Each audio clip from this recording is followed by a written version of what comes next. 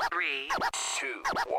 Hit it. Experience 24 hours of head-to-head AWS sessions from around the world. Mic check, 1, 2. Jaws PANKRATION 2021. Up till down.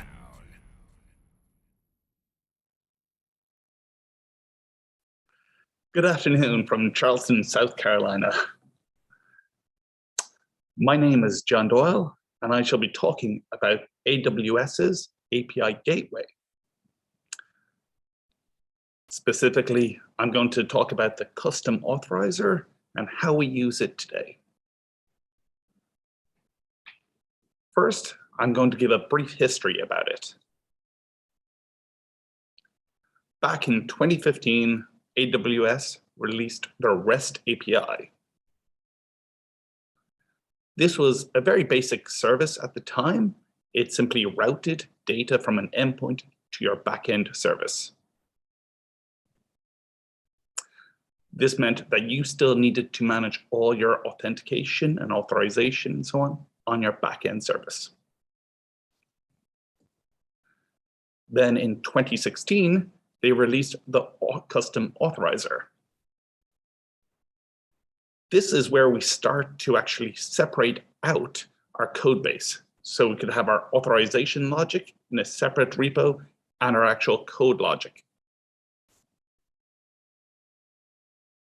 In 2017, we got a few additional options here to use within the custom authorizer.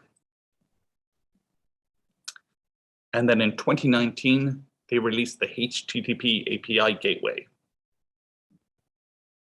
One of the big things about the HTTP API Gateway was that it made JWT tokens first-class citizens. So JWT tokens could have their whole other session and so on, but the basic idea was that you will pass in your actual user details in and sign it. And this meant that anyone receiving it was able to verify the data without actually needing to look up a database.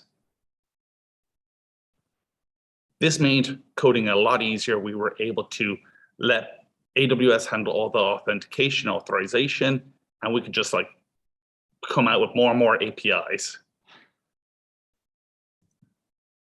One thing we did notice though, was that as we were calling down more frequently from our pages, that we were constantly making similar lookups. We found, for instance, initially we had user emails in our JWT token, but we might need the user ID from the database. And so of the 10 calls on a single page, we'd be making 10 identical calls to the database. And so we started stepping back and looking at the custom authorizer again. And as a Lambda, we could actually put in a lot more logic rather than just doing a JWT verification. We could have it reach out to our underlying service and call the user service, for instance, and have it then set some of the headers for all calls going ahead. One of the other aspects of the custom authorizer was that it has a 5-minute cache. So one call comes down, we would get the user ID back, and all other calls with the same JWT would receive the same data set. Hopefully this will make a little bit more sense as we dive into a demo. Now, I've given a link to the GitHub repo there if you want to go off and follow along in the code. And so let's hop over into the CDK aspect first. So here we're going to actually build up our app and our API. So our app we'll get to in a second, but it's just running up in ECS for this example. We are creating a HTTP API, but the most important part is our Lambda Authorizer. You can see here that we are going to pass it our actual like load balancer for our ECS. So this is our backend service for it to call directly. And we're using Auth0, which is just a third-party authentication authorization service that will provide our JWT token. The big part for us also is the actual integration into the API. And so we want to take anything coming back from the authorizer and overwrite the headers.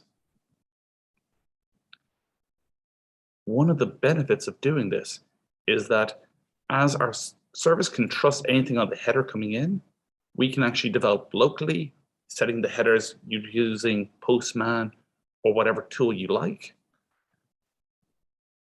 knowing that the API gateway will similarly set them and we can trust anything on them. And then the only other thing for the actual API is for this test, everything coming in is simply going to hit our custom authorizer. Now, if we hop over to actually the app code itself, this is a very simple place with only 2 endpoints. So we're going to have an example endpoint that will simply return some data, and we have a lookup endpoint. The main part, though, first comes in what is known as request interceptor. We saw in the CDK code that we are overwriting the header. And so we're going to actually come in here and look for those headers.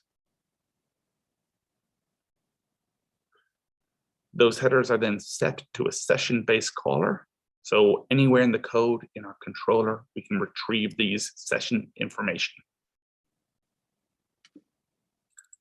So when we call our actual endpoint here, it will simply return whatever was on the headers. Let me demonstrate that in Postman for the local host. So we have our localhost configuration here, and we have our endpoint. So this is simply localhost/example. We've also set an example John and an example Auth0 ID. When I call it, we're going to call our endpoint, and it will simply set whatever was in the headers. We can see in the logs here that it entered test get method, and we've also populated the logs with the values coming in. When we think about this coming in from the API gateway, I can go back to the actual the Lambda code here. The majority of this is part of the Auth0 custom authorizer template. The main part is down near the bottom here, where we get our token, we verify the token, and then we call this get user info function. This function is simply going to make a call down to our service, getting Axios/lookup. The returning data is simply going to be set to our context. This context data is going to set the headers. So let us see now whether or not this has fully deployed. First step is actually with our Auth0. We're going to need to get a token. This is just a throwaway account, and we're going to then set the response to our environment variable. If we hit this now, this comes back with valid token ID. If we come into test call again, this is still the exact same collection. Under authorization, we are now sending it that token. So if we send this down, and we hit the demo gods fun. So that did not work as expected, I'm afraid. Let us just try and kick that off again and see if we can get back to it. One of the things we do here in the lookup, so the AWS Lambda comes in, the custom authorizer, and it calls this /lookup endpoint. Right now, this is going to simply take the auth0 ID it gets passed in, and it checks hard-coded whether or not this is the same ID it expects.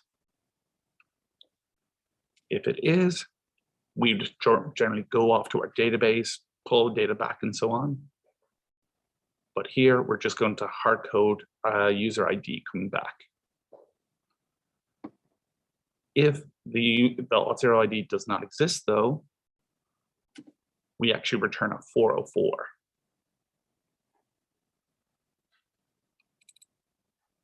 And then that is simply how it's calling it back.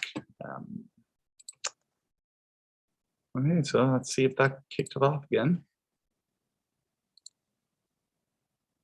Hey, okay, great. Thankfully, that has been rescued.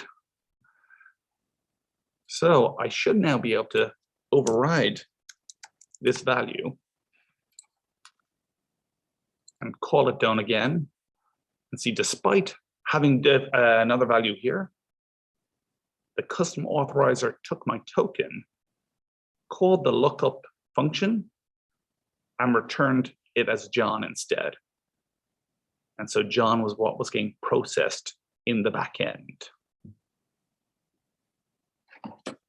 This type of setup now allows us to have one service manage all these calls, and all other services can just simply be certain that they will receive the correct data. When developing locally, this also allows us to quickly test production databases and so on, being able to quickly run different users, verifying what data they're getting back. Finally, then, we get to, where is it? The actual lookup call itself. We can also test this locally by switching back to our local environment. And in here, passing in our auth0 ID, click send, you can see we get John back. But if we're again testing this locally and we send a bad auth0 ID, you'll see down here that we've received a 404 message. We can do a lot of other logic around this. It is often we would have certain endpoints that are not requiring authentication. For instance, your create user, you would still want the auth0 to actually be verified, or the JWT to be verified. But then your actual endpoint in your application would still accept it without needing a user ID. And I believe that is it for this. Thank you very much.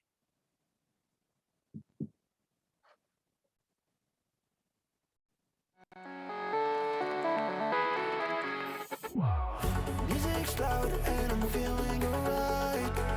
In slow motion, baby, it's just you and I. Yet the burn makes you feel so alive. I'm living the moment till you know it tonight. We're here now, let's party together. Tonight is forever. We're here now, let's party together. Tonight is forever.